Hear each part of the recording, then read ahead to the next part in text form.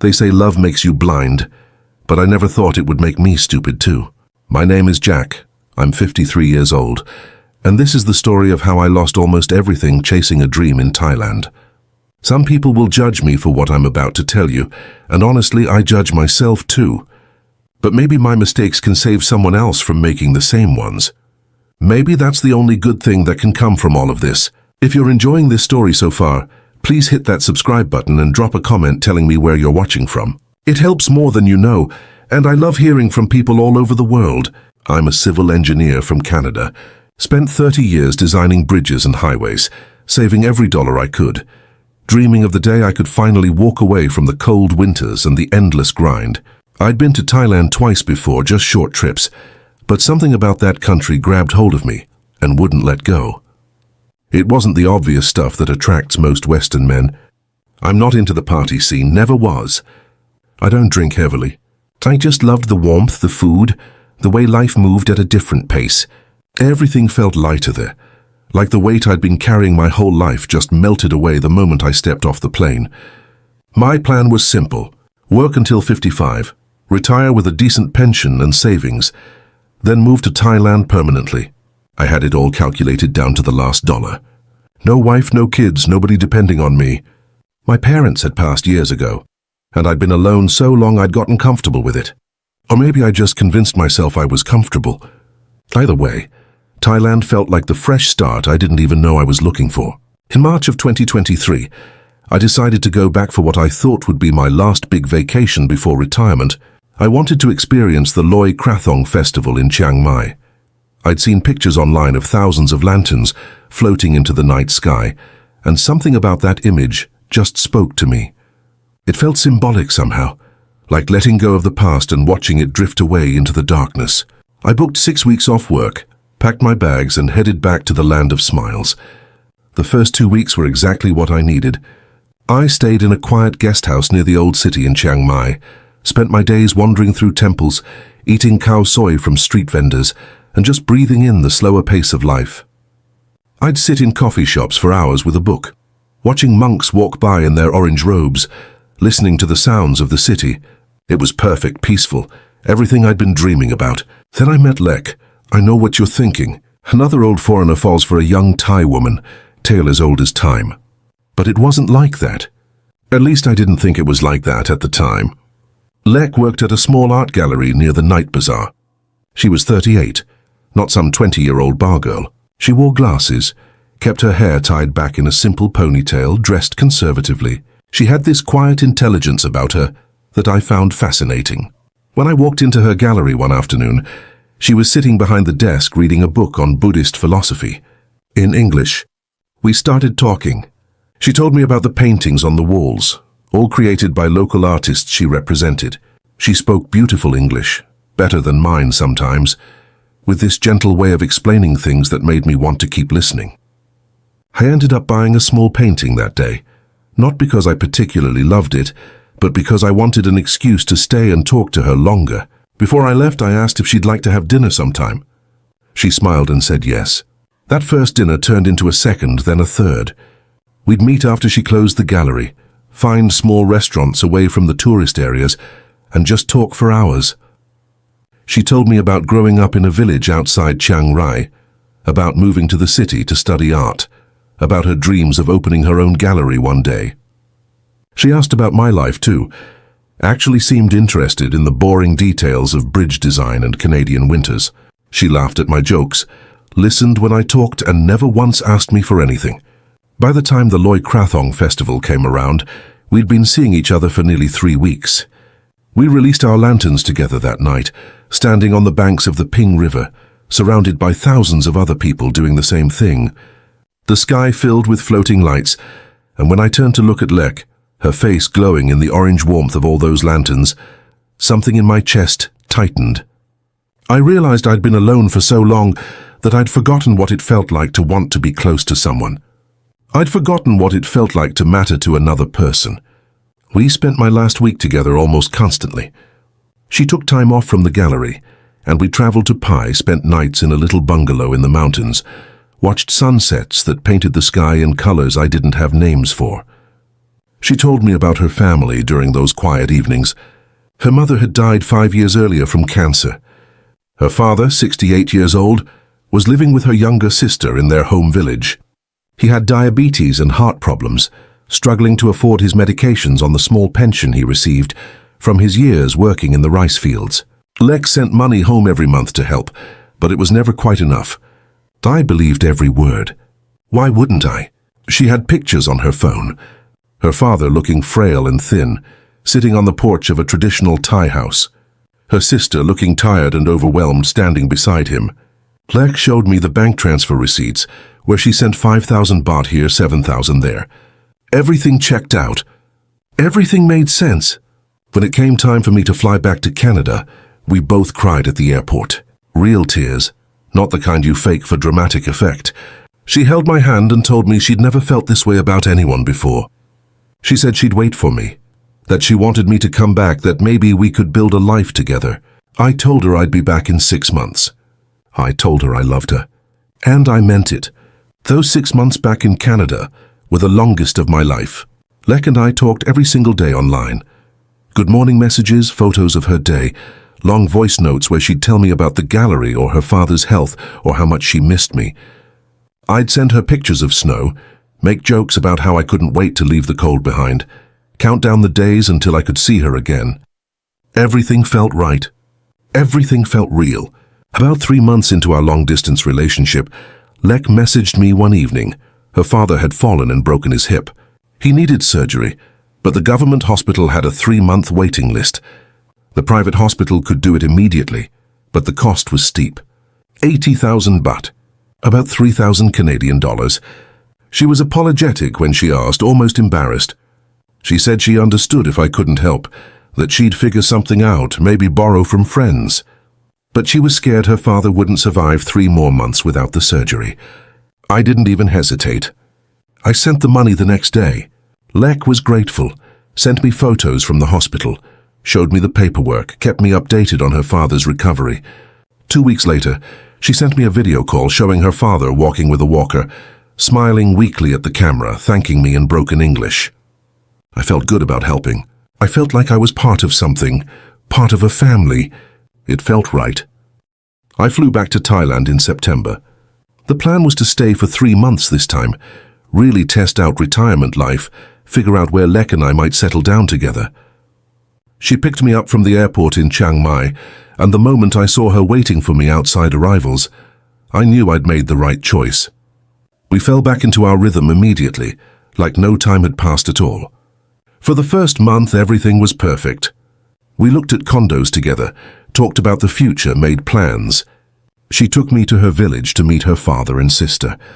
The village was exactly as she'd described it. Rural, quiet, beautiful in its simplicity. Her father's house was small, traditional, built on stilts. Her father was there, still recovering from his hip surgery, moving slowly but moving. He thanked me again, grabbed my hand with both of his, tears in his eyes. Her sister cooked us an incredible meal, and we sat on the floor eating and laughing despite the language barrier.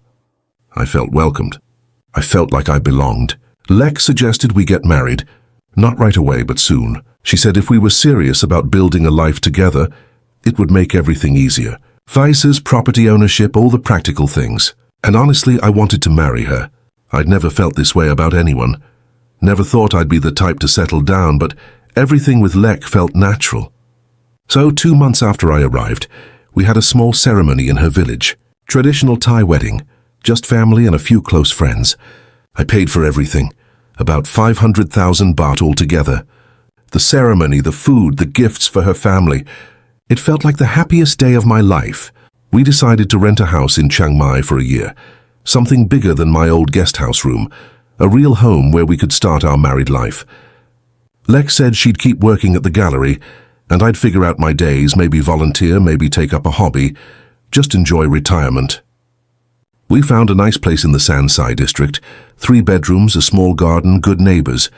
The rent was 20,000 baht a month, nothing by Canadian standards. I paid 6 months up front. Life settled into a comfortable routine. Lek would leave for work each morning, and I'd spend my days reading, taking long walks, exploring the city at my own pace. Some days I'd meet her for lunch, surprise her at the gallery with takeout somtam and sticky rice. Other days I'd ride my scooter out to the countryside, find a waterfall or a quiet temple. Just exist without any pressure or schedule. It was exactly what I'd dreamed retirement would be. But then the money requests started coming more frequently. First it was her father again. His medications had increased. The doctor said he needed regular checkups, unexpected costs that kept popping up. 5,000 baht here, 10,000 there. Then her sister's daughter, Lek's niece, needed money for school uniforms and books. 20,000 baht. Then the house in the village needed repairs. The roof was leaking. 15,000 baht. Each request came with explanations, with apologies, with promises that this would be the last time. And each time I believed her. Each time I sent the money. I didn't mind helping at first. That's what family does, right? They help each other. And I had money saved. I wasn't hurting for cash. What's a few $1,000s when you're trying to build a life with someone? But 6 months in, I started to notice the requests were getting bigger and more frequent. 30,000 baht for her father's dental work. 50,000 baht because her sister's husband lost his job and they were behind on bills. 40,000 baht for a new water pump at the village house. Every couple of weeks something new came up. I never saw most of these things in person. Lek would show me photos, receipts, bank transfers. Everything looked legitimate. Her sister would video call sometimes, looking stressed, thanking me for helping, promising they'd pay me back one day. Her father would wave at the camera, smiling weakly. It all seemed real, but I started to notice something strange. Every time I suggested visiting the village to see her father or help with whatever the latest emergency was, Lek would have a reason why that weekend didn't work. He was tired. He wasn't feeling well. He didn't want me to see him in bad condition. It was always something. After about a year of marriage, I'd sent roughly $60,000 to help Lek's family. $60,000 in 12 months. When I saw that number written out in my banking app, my stomach dropped. That was a huge chunk of my retirement savings, money I'd spent decades accumulating. And what did I have to show for it? Receipts and thank you messages. I started to feel uneasy. This little voice in the back of my head asking questions I didn't want to answer. Around the 14-month mark, Lek came to me with tears in her eyes. Her father needed another surgery. This time it was his heart. Bypass surgery. The cost at the private hospital was 350,000 baht. About 13,000 Canadian dollars. She was sobbing when she told me. Said she was sorry, said she knew she'd been asking too much already. But this was life or death. Without this surgery, her father would die. She showed me the doctor's report, all in Thai, official looking with stamps and signatures. She showed me the quote from the hospital. Everything looked real, but I hesitated. For the first time since I'd met her, I actually hesitated. $13,000 was a lot of money, even for me, even for someone I loved. I told Lek I needed to think about it, that I needed to see the paperwork more carefully, maybe talk to the doctor myself. She got defensive immediately, asked if I didn't trust her, if I didn't care about her father, if I was going to let him die over money. We fought that night, the first real fight we'd ever had. She slept in the spare bedroom, wouldn't talk to me the next morning before she left for work. I spent that day thinking, really thinking, about all the money I'd sent over the past year, about how I'd never actually verified any of it, beyond the documents Lek showed me, about how convenient it was that every emergency required immediate cash with no time to investigate properly. I started to feel sick. That little voice in my head was screaming now, telling me to wake up, to look at what was actually happening, but I didn't want to believe it. I loved Lek. We were married. She wouldn't do this to me. That evening I told Lek I'd pay for the surgery, but I wanted to go to the hospital with her and her father. I wanted to meet the doctor, see the facility, understand the procedure. If I was paying $13,000, I at least wanted to know exactly what that money was going towards. She agreed, seemed relieved, hugged me tight and thanked me over and over. We planned to drive to the village that weekend, pick up her father, and take him to the hospital on Monday. Friday came. I was packing a bag for the weekend trip when Lek came home from work early. She looked nervous, fidgeting with her phone, not making eye contact. She sat down on the couch and told me we couldn't go to the village this weekend. Her sister had called, said their father wasn't feeling well enough for the trip, that we should wait another week. But the surgery was supposedly urgent, remember? Life or death. That's what she'd said 3 days earlier. Now suddenly we could wait another week. Something snapped inside me. All the doubts, all the questions I'd been pushing down for months, they all came flooding to the surface at once. I sat down across from Lek and asked her directly, "Is your father really sick? Does he really need this surgery? Have any of these emergencies over the past year been real?" She couldn't look at me. She stared at her hands, tears starting to fall, but she wouldn't answer. I asked again, more firmly this time. "Lek, tell me the truth. Right now, what's going on?" That's when everything fell apart. She admitted it. Not all at once, but piece by piece, like pulling teeth. Her father was sick, that part was true. He did have diabetes and heart problems, but he'd never had hip surgery.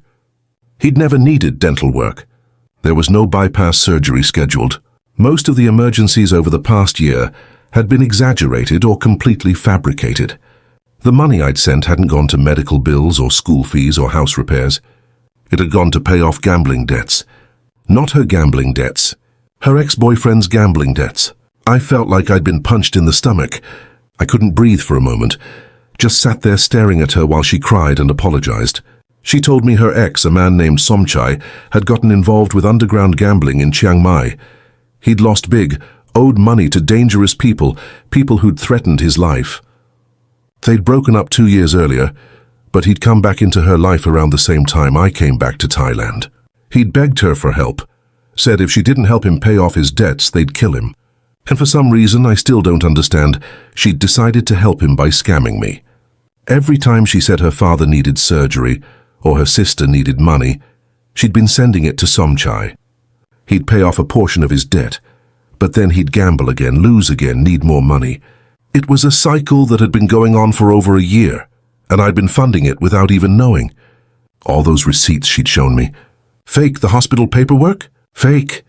Even some of the video calls she'd coached her sister and father on what to say, promised to send them money if they played along. The worst part was learning that she'd never actually broken up with Somchai. They'd been seeing each other the entire time I'd been with her. Every time she said she was working late at the gallery, she was with him. Every weekend trip she said she was visiting her family, she was with him. Our entire relationship, our marriage, all of it had been a lie from the start. She'd seen me as an easy mark, a lonely foreign man with money, someone she could manipulate and drain until there was nothing left. I asked her how much. How much of my money had actually gone to her family, and how much had gone to Somchai. She wouldn't tell me at first, but I kept pushing. Finally, she admitted that out of the $60,000 I'd sent, maybe $10,000 had actually gone to her father for legitimate medical expenses. The other $50,000 had gone straight to Somchai's gambling debts and their shared lifestyle. $50,000 gone, wasted, stolen. I didn't yell. I didn't throw things. I just felt empty, hollow, like everything I'd believed about my life for the past year and a half had been ripped away, leaving nothing behind. I asked her to leave. She begged me not to end things, said she'd made a mistake, said she really did love me, that the feelings were real even if the circumstances weren't. But how could I believe anything she said? Every word out of her mouth was poison now. Every memory we'd shared was tainted. Our wedding day? Those lanterns floating into the sky, all those quiet evenings talking about our future, it had all been a lie. She finally left that night, went to stay with a friend. I sat alone in our rented house, surrounded by the furniture we'd picked out together. The pictures on the walls from our trips, all these reminders of a life that had never actually existed. I'd spent $60,000, given up my carefully planned retirement timeline, moved halfway across the world, and for what? To be played like an absolute fool by someone I thought loved me.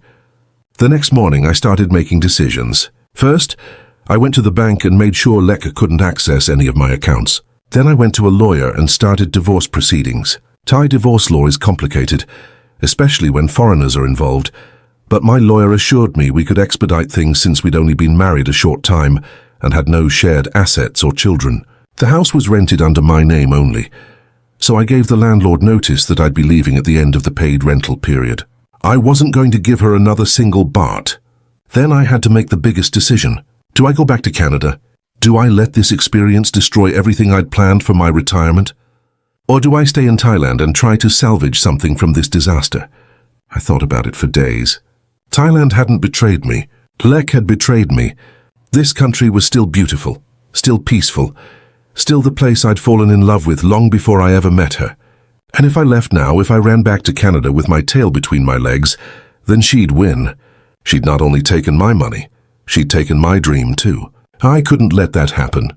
So I made the decision to stay. I moved to Bangkok, figured a fresh start in a new city might help. I found a small condo in the Sukhumvit area, nothing fancy but comfortable.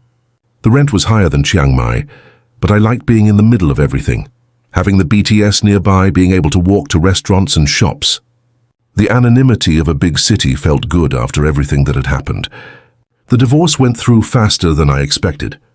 Lek didn't contest anything, probably felt too guilty to fight me on it. Or maybe she was just ready to move on to her next victim. Either way, 3 months after I'd discovered the truth, I was officially single again. Free from her, but also free from $50,000 and a huge chunk of my trust in people. I've been in Bangkok for 8 months now. I'm not going to lie and say everything is perfect, that I've completely healed and moved on. I haven't.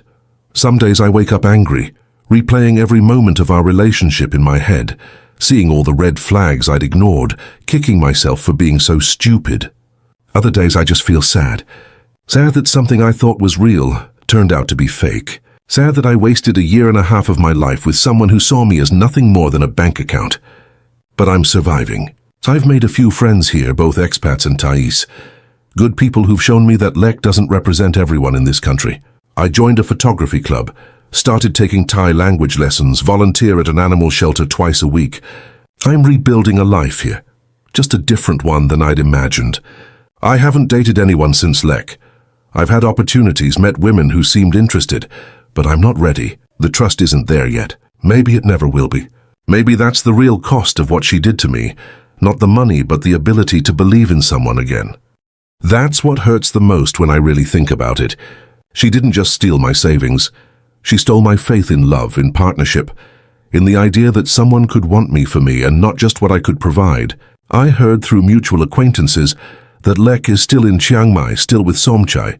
Apparently, they used my money to pay off enough of his debts that the dangerous people left them alone. Last I heard, they were talking about getting married. I hope he makes her as miserable as she made me. That's petty, I know, but I'm still human.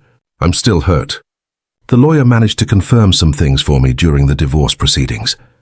The art gallery where Lek supposedly worked. She'd quit that job 6 months before I met her. Every day she told me she was going to work. She was actually just wandering around the city or meeting Somchai. Even that first day I walked into the gallery and met her.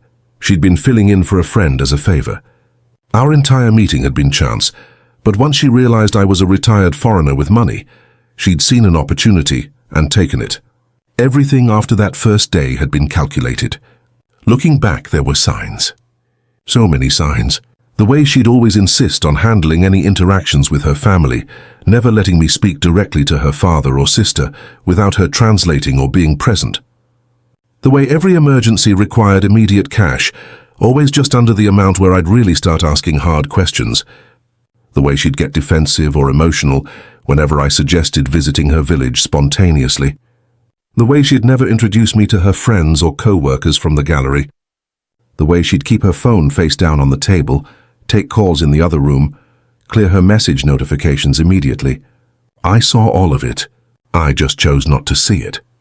That's the hardest truth to swallow. I wasn't a helpless victim. I was a willing participant in my own deception because I wanted so badly to believe that someone could love me, that I could have this beautiful life I'd dreamed about, that all my years of lonely savings and planning were leading somewhere meaningful. I let myself be blind because the alternative, admitting that I was alone and would probably stay alone, felt worse than the doubt. So what's the lesson here? What's the wisdom I'm supposed to share after throwing away $50,000 and 18 months of my life? I don't know if I have any grand insights. Don't trust people too quickly, I guess. Don't let loneliness make your decisions for you. Don't ignore red flags just because you want something to be true. All the obvious stuff that everyone already knows, but nobody actually follows when they're in the moment. But here's what I do know. Thailand is still beautiful. This country didn't betray me, one person did. And while that distinction doesn't give me my money back or erase the pain, it does let me stay here without feeling like an idiot. I can sit in a coffee shop in Bangkok, watch the chaos of the street outside, eat pad krapao that's so spicy my eyes water, and feel at peace. Not happy exactly, not yet, but at peace. That's something. I'm 54 now. I've got maybe 25 or 30 years left if I'm lucky. So I've still got enough money saved to live comfortably here. Not extravagantly, but comfortably. I can afford my condo, my meals, my hobbies, the occasional trip to the islands. It's not the retirement I planned with Lek, but it's a retirement. It's my retirement. Nobody can take that away from me unless I let them. Will I ever trust someone enough to try again? I don't know. Right now the answer is no. The scar tissue is still too fresh, the wound still too raw. But maybe one day, with enough time and healing, I'll be ready to take that risk again. Maybe I'll meet someone genuine, someone who wants me for me and not for what I can provide. Or maybe I won't, and I'll live out my days as a solitary expat, eating street food and taking photographs and volunteering with stray dogs. Either way, I'll be okay. The thing about rock bottom is that it's solid. You can't fall any further, which means the only direction left is up. I'm building from here, slowly, carefully, with walls much higher and thicker than before. But I'm building. That's what matters. If you're watching this and thinking about moving to Thailand, about meeting someone here, about starting a new life in paradise, I'm not going to tell you not to do it. This country is incredible. The people, the culture, the food, the beauty of it all, it's real. But go in with your eyes open. Take your time. Don't rush into things because you're lonely or because someone makes you feel special. And for the love of God, if someone starts asking you for money on a regular basis, run. Just run. Nothing good is waiting for you at the end of that road. I learned my lesson the expensive way. Maybe you can learn from my mistakes for free. As for Lek, I hope she's happy. I really do. I hope whatever she got from me was worth destroying someone who genuinely cared about her. I hope Somchai treats her better than she treated me, though I doubt it. I hope they build a life together with my money, and that it brings them everything they deserve. And I hope one day when I think about her, I feel nothing at all. No anger, no sadness, no regret. Just nothing.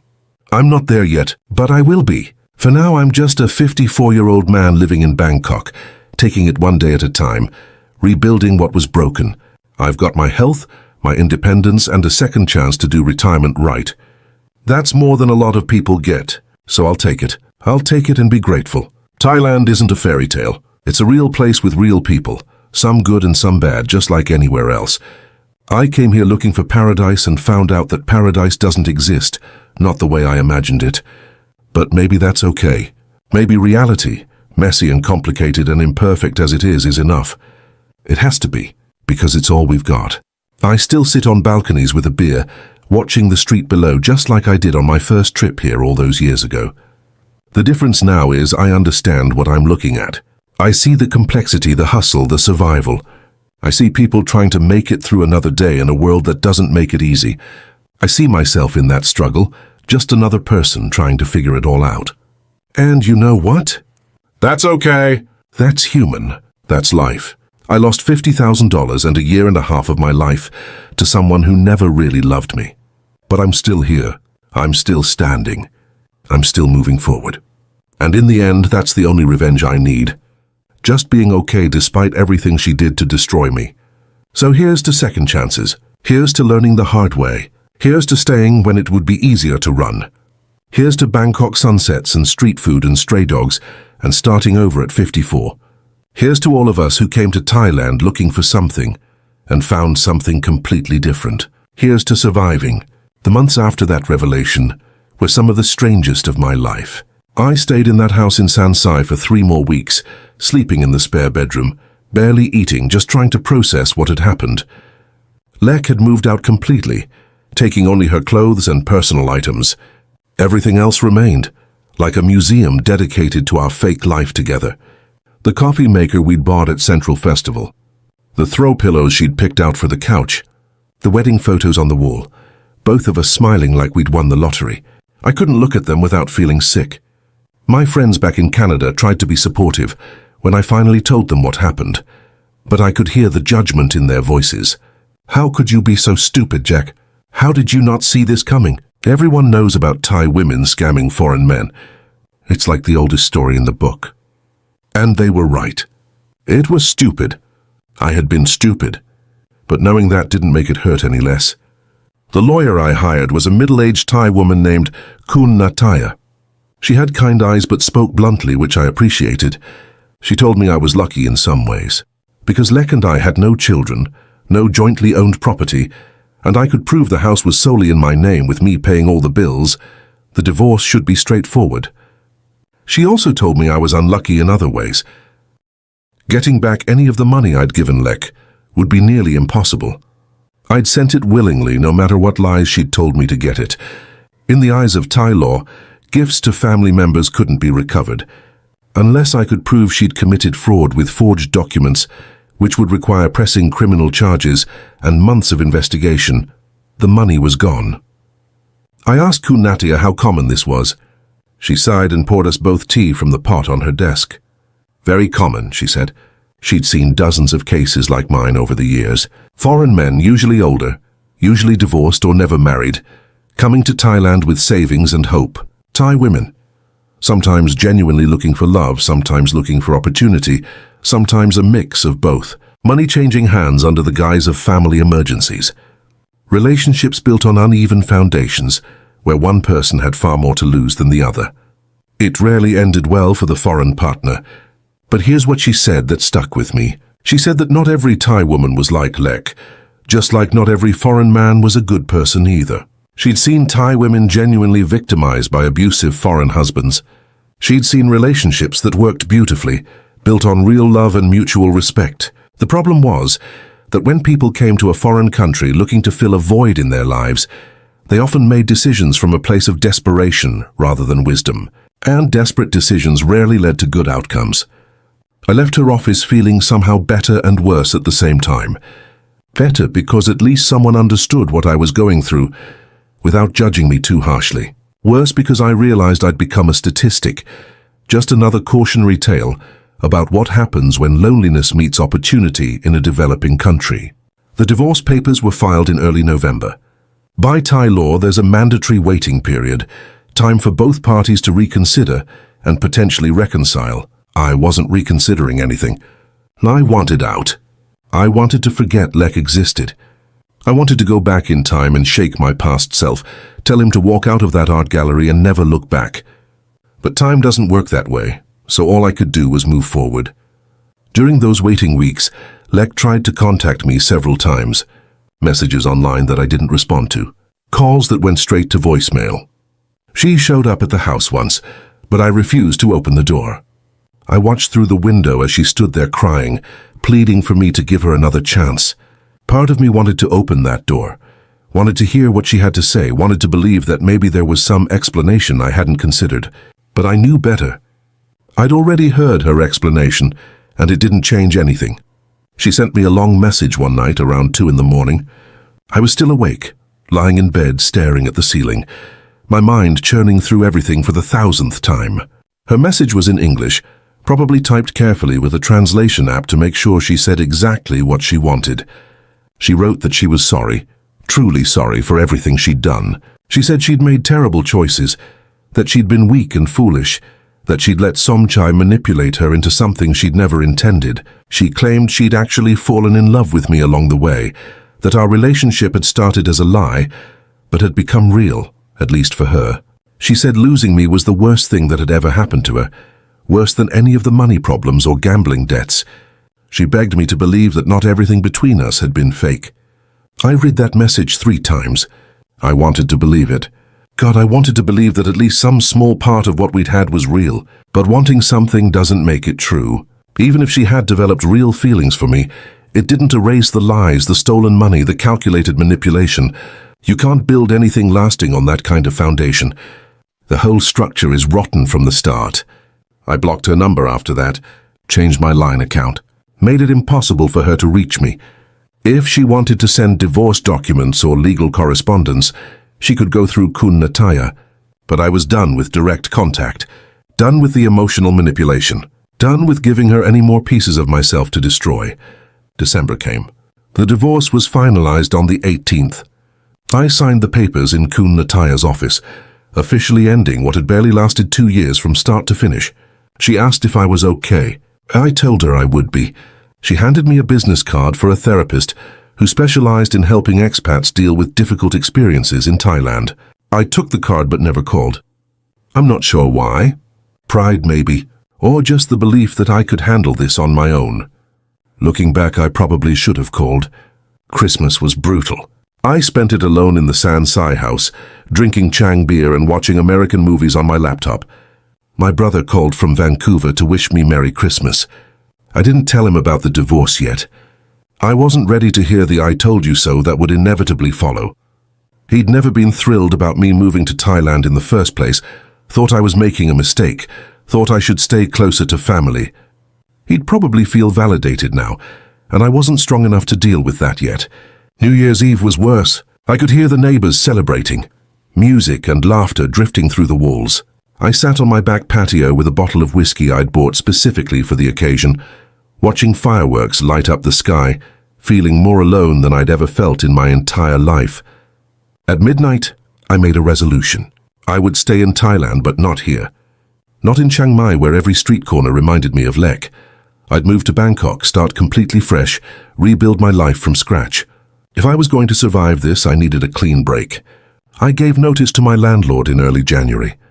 He was understanding, even offered to return part of the prepaid rent, but I told him to keep it. I didn't want anything that might connect me back to this chapter of my life.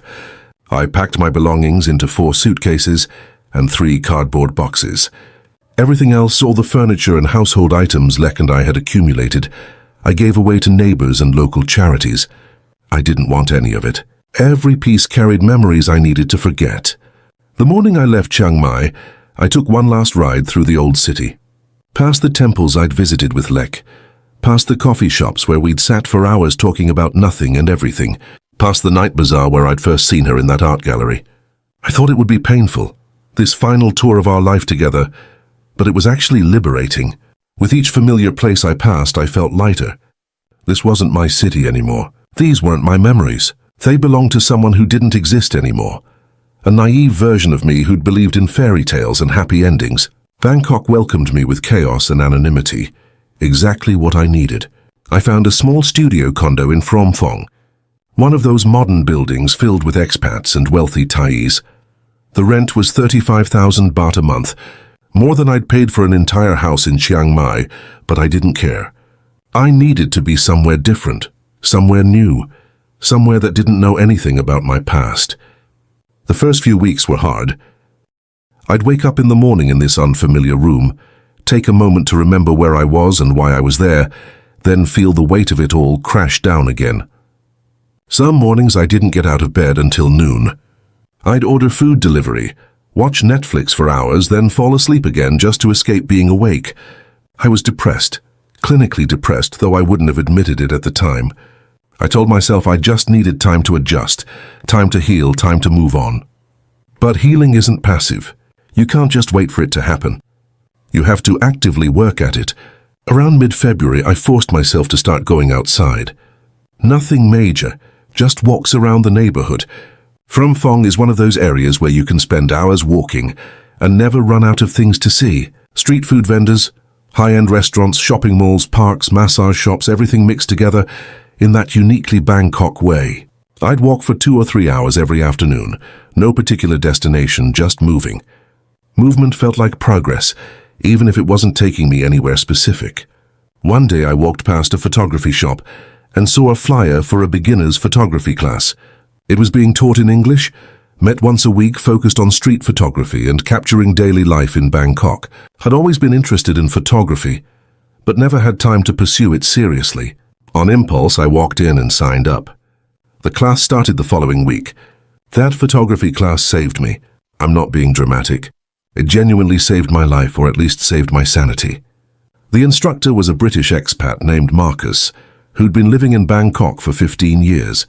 He was in his 60s, spoke Thai fluently, and had this incredible eye for finding beauty in ordinary moments. There were 6 of us in the class, all foreigners, all dealing with our own reasons for being in Bangkok. We didn't share sob stories or get too personal, But there was an unspoken understanding among us. We were all here because we needed something to focus on, besides whatever had brought us to this point. We'd meet every Tuesday evening, spend an hour discussing technique and composition, then go out into the streets for 2 hours practicing what we'd learned. Marcus would give us assignments: photograph strangers without being intrusive, capture motion and stillness in the same frame, find patterns in chaos, document the daily rituals of Bangkok life. Each week I'd come back with dozens of photos, most of them terrible, a few of them decent. Marcus would review everyone's work, offering thoughtful critique and genuine encouragement. For the first time in months, I felt like I was learning something, growing in some direction, becoming someone new. Through the photography class, I met 2 people who became real friends. David, an Australian retiree who'd moved to Bangkok after his wife died of breast cancer, found solace in documenting the city's markets and temples. And Jin, a Korean woman in her 40s who worked remotely for a tech company in Seoul and had moved to Bangkok for a change of scenery after a difficult divorce. We bonded over our cameras and our complicated relationships with this city. We'd meet for lunch on weekends, explore different neighborhoods together, share our photos and stories. Neither David nor Jin pushed me to talk about what had happened, but gradually I opened up. It felt different telling them compared to telling my friends back in Canada. David and Jin understood the complexity of building a life in a foreign country, the loneliness that could drive you to make questionable decisions, the way desperation could override common sense. They'd both made their own mistakes along the way. David had lost money to a bad business investment with someone he'd trusted. Jin had dated a man who'd turned out to be married. We were all recovering from something, all trying to figure out how to live in Bangkok without repeating our past mistakes. By April, I was feeling almost normal again. Not happy exactly, but functional. I'd established a routine: morning coffee at the small cafe downstairs from my condo, lunch at different local restaurants, trying new dishes, expanding my Thai vocabulary through trial and error with patient servers, afternoons spent walking and photographing the city, evenings either attending the photography class or meeting David and Jin for dinner, weekends volunteering at an animal shelter in Bang Na that Jin had introduced me to. The shelter rescued street dogs and cats, got them medical treatment, and worked to find them homes. So I'd spend Saturday mornings walking dogs, cleaning kennels, helping with basic maintenance. The animals didn't judge me. They didn't care about my story. They just wanted attention and kindness, which I had plenty to give. The volunteer work was surprisingly therapeutic. These dogs had been abandoned, neglected, abused in some cases, but they still trusted humans. They still wagged their tails when you approached. They still believed in the possibility of love even after being hurt. I found that inspiring in a way I couldn't quite articulate. If these animals could move past their trauma, maybe I could too. Through the shelter, I met other volunteers, mostly expats, but also some local Thais who cared deeply about animal welfare. We'd chat while working, sharing updates about the dogs we'd bonded with, celebrating when one got adopted, mourning when one didn't make it. There was this sense of community I'd been missing, a feeling of being part of something larger than myself and my problems. One of the Thai volunteers, a woman named Porn, probably late 50s, reminded me a bit of Kun Nataya. She had that same direct but kind energy. She'd been volunteering at the shelter for over a decade, had personally rescued hundreds of dogs from the streets. One Saturday, while we were both sitting in the shade taking a break from the morning heat, she asked me why I'd come to Thailand. Not in a judgmental way, just genuinely curious. I told her the short version. Wanted to retire somewhere warm. Fell in love with Thailand on previous visits, made some mistakes. Ended up staying anyway. She nodded, didn't press for details. Then she said something I'll never forget. She said, "Thailand is like a mirror. It shows you who you really are. Some people don't like what they see, so they leave. Some people see themselves clearly for the first time and decide to stay. The country itself doesn't change who you are. It just reveals it." I thought about that for days afterward. Was she right? Had Thailand revealed something about me I hadn't known before? My capacity for foolishness, certainly. My desperate need for connection. My willingness to ignore obvious warning signs when I wanted something badly enough. But maybe it had also revealed some strengths. My resilience. My ability to start over. My refusal to let one terrible experience define the rest of my life. Summer came. Bangkok's heat was oppressive, the kind that makes you sweat just standing still. But I was adjusting, learning which times of day to stay inside, which times to venture out, learning to move slower, dress lighter, drink more water, learning to be patient with myself and this city. I'd been in Bangkok for 6 months. 6 months of rebuilding. 6 months of intentionally not dating, not putting myself in any situation where I might be vulnerable again. I'd see attractive women sometimes, make eye contact, maybe exchange a smile, but I never took it further. I wasn't ready. Maybe I'd never be ready. That thought didn't scare me as much as it probably should have. Marcus, my photography instructor, invited me to join an exhibition he was organizing. Local photographers showcasing their Bangkok work in a gallery in Thonglor. I was hesitant. My photography wasn't that good, but Marcus insisted. He said the point wasn't perfection, it was participation, community, sharing your perspective with others, so I agreed. I spent 2 weeks selecting and editing 20 photos for the exhibition, street scenes mostly. A vendor grilling satay at dusk, smoke rising into orange light, an elderly couple holding hands while waiting for the BTS, a child feeding pigeons in Lumpini Park, a monk's reflection in a puddle. Simple moments that had caught my eye, fragments of Bangkok life that felt honest and unfiltered. The exhibition opening was on a Friday evening in July. I was nervous, felt exposed showing my work to strangers. But the turnout was good. Maybe 40 or 50 people wandering through the gallery, sipping wine, discussing the photographs. Several people stopped to look at my series, made positive comments. One woman, probably in her 30s, Thai but speaking perfect English, stood in front of my photo of the elderly couple for a long time.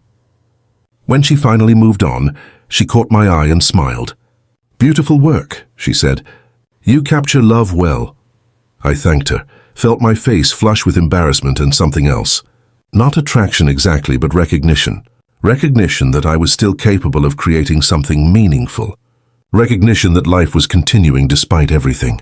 Recognition that maybe eventually I'd be okay. The exhibition ran for 2 weeks. I went back 3 times, just to see people's reactions to everyone's work. It felt good being part of something creative, something positive. Marcus told me I should keep pursuing photography seriously, maybe even try to sell some prints online. I wasn't sure about that, but I appreciated the encouragement. By August, I'd been in Bangkok for almost 8 months. I'd more or less stopped thinking about Lek every day. She'd pop into my mind occasionally, usually triggered by something random. A song that had been playing during one of our trips, the smell of jasmine rice being cooked, the sight of a couple holding hands on the street. But when she did appear in my thoughts, it no longer felt like a knife twisting in my gut. It felt more like a dull ache, manageable, something I could acknowledge and then move past. I'd also stopped checking her social media. I'd blocked her profiles months ago, but for a while I'd been tempted to create fake accounts just to see what she was doing, whether she was still with Somchai, whether she seemed happy or miserable. But I'd resisted. Whatever she was doing, it wasn't my business anymore. Her life and mine had diverged, and dwelling on her path would only poison my own. David invited me to join him on a trip to Koh Lanta in September. Just a guy's weekend, he said. Some beach time, good food, maybe rent scooters and explore the island. I'd been hesitant about traveling since everything with Lek, but I agreed. It felt like a test. Could I enjoy Thailand again? Could I make new memories that weren't tainted by the old ones? Koh Lanta was exactly what I needed. Clean beaches, clear water, laid-back vibe. David and I stayed in a small bungalow resort on the west coast, spent our days swimming and reading, our evenings at beachfront restaurants eating fresh seafood and watching the sunset. We talked about life, relationships, regrets, hopes. David told me more about his wife, how they'd been married for 36 years before she died, how he'd thought he'd want to die too after losing her. But then he'd realized she'd want him to keep living, to find joy again, to not waste whatever time he had left. So he'd moved to Bangkok, started the photography class, forced himself to embrace this new chapter even though it felt wrong at first. I told David I admired his strength. He laughed and said it wasn't strength, it was just stubbornness. Refusing to let grief win. Refusing to give up on life just because life had been cruel. The world doesn't owe us happiness, he said. but we owe it to ourselves to try and find it anyway. That trip to Koh Lanta marked a turning point. I came back to Bangkok feeling lighter, more hopeful, more convinced that I'd made the right choice by staying. Thailand hadn't ruined me. Lek had tried, but she'd failed. I was still here, still breathing, still capable of enjoying a sunset or a good meal or a conversation with a friend. That was enough. September turned into October. I celebrated my 54th birthday quietly. David and Jin took me to dinner at a nice Italian restaurant in Sukhumvit. They gave me a book about famous street photographers and a bottle of Johnny Walker Blue. It was simple, understated, perfect. After dinner, we walked through the night market at Asiatique, talked about nothing important, just enjoyed being together. Later that night, alone in my condo, I thought about where I'd been a year ago.